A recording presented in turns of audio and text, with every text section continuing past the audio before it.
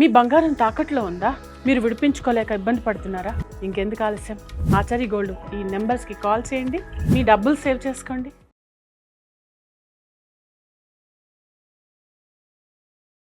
నాలుగు బీగితే కొడుకు నోరు మూసుకొని కూర్చుంటాడు. ఏరా నీకు సిగ్గు లేదా?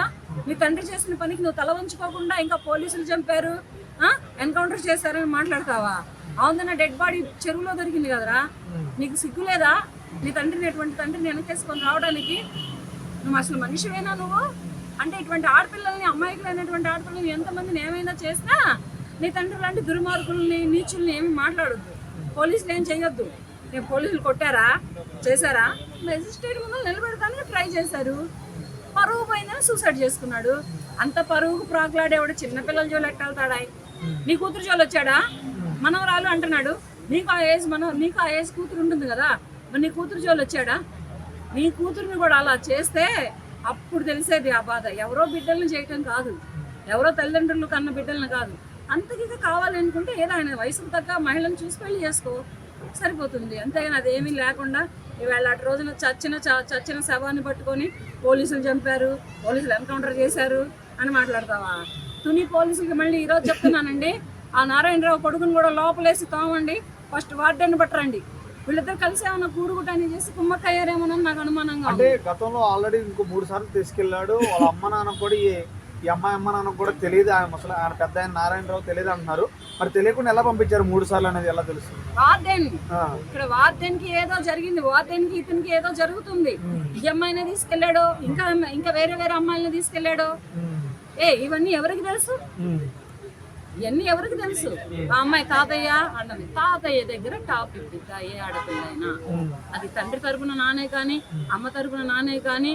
తాతయ్య అంటే ఎవరు? మనవరాలంటే ఆరో ప్రాణం, మనవరాలే పంచ ప్రాణాలుగా చూసుకుంటాడు. అటువంటి తాతయ్య ముందర టాప్ ఇప్పే మనవరాలని నేను ఎక్కడ చూడలేదు. టాప్ వేసుకుంటూ ఆ అమ్మాయి కనపడింది నిన్న వీడియోలో. నేను ఎవరో తెలుసా అని మాట్లాడాడు. ఇవాళ ఎవరు? టుడే ఎవరు వాడు? శవం. ఈ పాటికి దహన సంస్కారాలు కూడా అయిపోయి ఉంటాయి.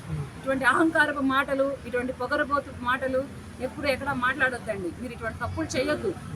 మీ వయసు కన్నా గౌరవం ఇస్తున్నారు ఇవాళ రోజున ప్రజలు.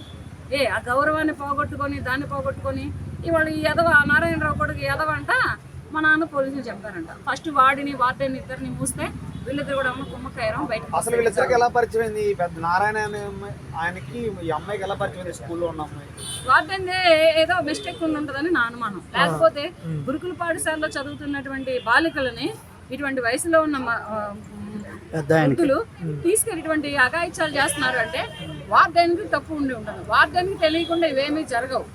అక్కడ లేడీ అయినా వార్డెన్, జెంట్ అయినా ఎవరైనా కానీ వార్డెన్కి తెలియకుండా మాత్రం ఇటువంటి పొరపాట్లే కానీ ఇటువంటి తప్పులే కానీ ఏమీ జరగవు. అక్కడ వార్డెన్ ఏదో ఆశపడి ఉంటుంది, డబ్బుకో లేకపోతే ఇంకా దేనికైనా కానీ ఆశపడి ఉంటుంది. దాని మీద వార్డెన్ 4 పీకితే నిజాలు బయటకు వస్తాయి. ఈ కాలంలో ఉన్న అమ్మాయిలకి ఏం చెప్తాం అనుకుంటున్నారు మీరు ఈ సిచ్యువేషన్ చూసారు?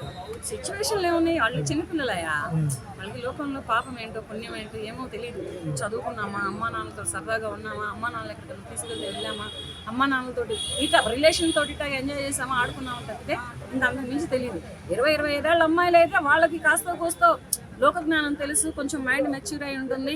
వాళ్ళు ఏమైనా అంటే ఒక లెక్క ఉంటుంది. కానీ మరి ఇటువంటి చిన్న బాలికల్ని ఇటువంటి చిన్న వయసులో ఉన్నటువంటి పిల్లల పేరెంట్స్ నేను ఒకటే చెబుతున్నాను, ఫస్ట్ మీ పిల్లలు ఏం చేస్తున్నారో, గురుకుల పాఠశాలలో ఏం చదువుతున్నారో, ఎవరితో తిరుగుతున్నారో, ఎవరు ఎక్కడికి తీసుకెళ్తే ఎక్కడికి వెళుతున్నారో కొంచెం ఎవ్రీ వీక్ మీరు అబ్జర్వేషన్ చేసుకోండమ్మా.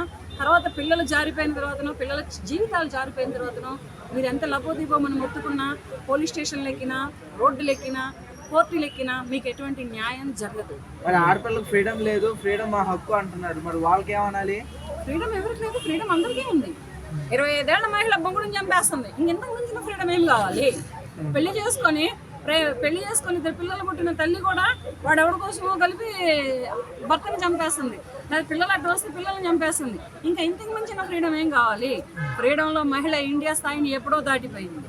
ఓకే మేడం, అట్లాగే ఇప్పుడు గురుకుల పాఠశాలలో కూడా చాలా మంది జాయిన్ చేయడం జరుగుతుంది. ఇది మన తూర్పుగోదావరి కానీ పశ్చిమ గోదావరి కానీ ఆ జిల్లాల్లో. మరి మిగతా వాటిల్లో కూడా ఇట్లాగే ఏమైనా జరుగుతున్నాయి అంటారా? గవర్నమెంట్ దీని మీద ఏమైనా చర్యలు తీసుకోవాలంటారా?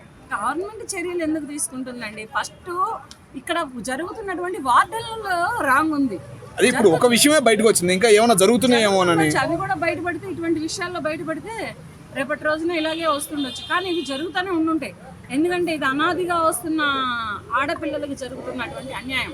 ఇవాళే కాదు, చిన్న చిన్న పిల్లల్ని, ఇటువంటి టీనేజ్ పిల్లల్ని, 8th క్లాస్ 9th క్లాస్ చదివే పిల్లల్ని టార్గెట్ చేసుకొని వీళ్ళతోటి ఇటువంటి సంభోగాలు జరుపుతూ వీళ్ళ జీవితాలు ఆగం చేస్తూ ఎంజాయ్ చేస్తున్నటువంటి వృద్ధులు చాలామంది ఉన్నారు. ఇది అనాది కాలం నుంచే ఉంది ఇది. కాకపోతే ఇప్పుడు ఏంటంటే సోషల్ మీడియా ఒకటి, న్యూస్ ఛానల్స్ ఒకటి, ఇవన్నీ బయటికి రాబట్టి ఇవన్నీ ఇప్పుడు బయటకు వస్తున్నాయి.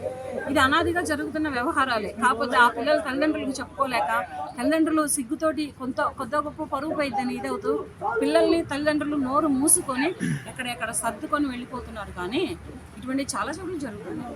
ఏం చెప్తారు అలాంటివి చేసి అబ్బాయిలకు కానీ అలాంటి వృద్ధులకు కానీ డైరెక్ట్ ఏం చెప్పదలుచుకున్నారు? అబ్బాయిలు అలా చేయరాయా? అబ్బాయిలు ఎక్కడో ఒకడు ఫ్రాడ్ గాడు, మోసగాడు, దరిద్రుడు అండ్ సైకో గాళ్ళు ఉంటారు. కానీ అబ్బాయిలు ఈ జనరేషన్లో అలా లేరు ప్రస్తుతానికి చెప్పాలి అంటే. ఎందుకంటే అబ్బాయిలు కొంచెం పర్లేదు, కొంచెం చదువుకుంటున్నారు. వాళ్ళు చదువుకున్న చదువు, వాళ్ళ తల్లిదండ్రులు పెంచుతున్న పెంపకం కొంచెం జ్ఞానంగా పెంచుతున్నారు, బాగున్నారు. కానీ మరి ఈ ముండా కొడుకులకి ఏమొచ్చింది? ఈ ముస్లిం ముండా కొడుకు ఇళ్ళలో పెళ్ళాలు లేకనా, లేదా పెళ్ళాలు దగ్గరకు రానివ్వకనా, లేకపోతే ఇటువంటి అమ్మాయిలతో ఇలా చేద్దామని చేస్తున్నారో తెలియట్లేదు. అయితే మాత్రం మరి అతనేమో టీడీపీ, అతను ఇప్పుడు ఆల్రెడీ ఆంధ్రాలో టీడీపీ లీడింగ్ లో ఉంది. ఇదే పార్టీలు ఖచ్చితంగా జరిగిందా, లేకపోతే పార్టీ వాళ్ళు ఏమైనా సపోర్ట్ ఇచ్చుంటారా? దీనికి దానికి సంబంధం ఏముంది?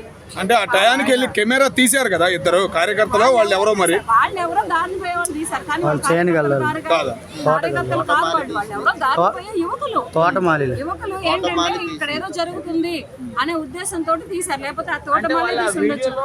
మీరు ఇంతకు ముందు రోజు కూడా వచ్చారు అని చెప్పేసి చెప్పినట్టు ఉందంటే దీనికి పార్టీలకు ఎటువంటి సంబంధాలు లేవు. టీడీపీ పార్టీకి, నన్ను జనసేన పార్టీకి, బీజేపీ ప్రభుత్వానికి వీటికి సంబంధాలు లేవు.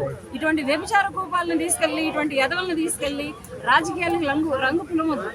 రాజకీయాలకు ఇటువంటి వాళ్ళకి ఏ సంబంధాలు లేవు. ఇప్పుడు వాడు తల దించుకోలేకనే ఇట్లా సోషల్ మీడియాలో ఇది వైరల్ అవ్వబట్టే అది తట్టుకోలేకనే వాడు సూసైడ్ చేసుకొని చచ్చిపోయాడు.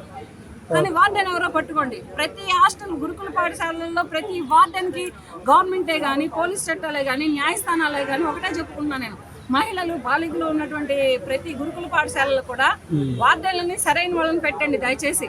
వాళ్ళకి ఇళ్లలో ఆడపిల్లలు ఉంటారు, వాళ్ళకి కోడళ్ళు ఉంటారు, మనవరాళ్ళు ఉంటారు. మరి ఈ పిల్లల్ని ఎందుకు చేస్తున్నారో అర్థం కావట్లేదు.